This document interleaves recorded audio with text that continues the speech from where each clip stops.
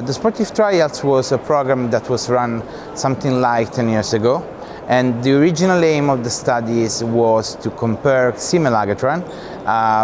the first non-vitamin K antagonist oral anticoagulant, versus warfarin in patients with atrial fibrillation. The trial was stopped and the drug was never commercialized due to liver adverse events that were developed during the trial. Despite that, we still have a lot of data coming from a high-level, good quality randomized control trials from the warfarin arm that were included in the original trial, from which we can project and perform several additional and subgroup analysis, and that was what happened in this case.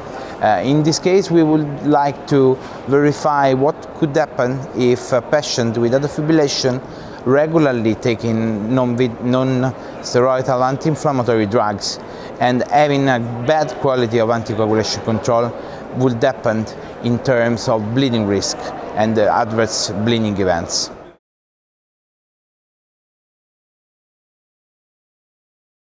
Basically, in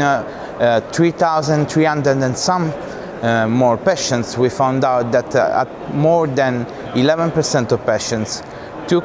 non-steroidal anti-inflammatory drugs, and that the bad quality of anticoagulation control determined as a time in therapeutic range below 65% of the time. These patients had a very high risk of bleeding considered at baseline according to the SBLED, and we found out that throughout 1.5 years of follow-up time, these patients had a higher rate of all the bleeding events: major bleeding, major and clinically relevant non-major bleeding, and all the bleeding outcomes were significantly higher in terms of rate and in terms of cumulative incidence in this group compared to all the other groups. Finally, we performed a Cox regression adjusted analysis for all the concomitant cover rates, and we found out that this risk was independent from all the other factors. So the use of non-steroidal anti-inflammatory drugs and the concomitant presence of a bad quality of anticoagulation control significantly increases the risk of any bleeding events, independently from all the other factors.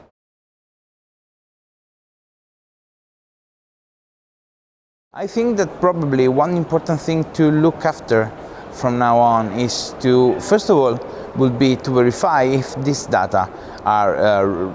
similar in other cohorts, maybe population-wide cohorts or larger observational studies that will give us much more the feeling of what happened in the real world. But another very important thing, I believe, that would be to do something to avoid that this situation happen in patients. So I think that one of the most important messages we can take from this study is that we should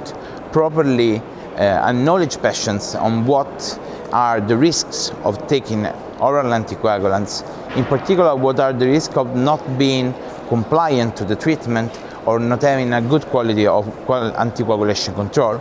And also we should very well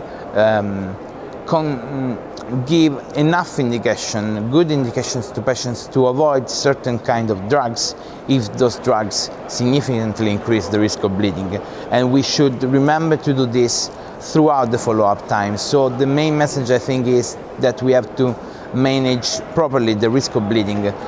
with our patients, surely at baseline, but we should remember that this should be done repeatedly throughout the follow-up time.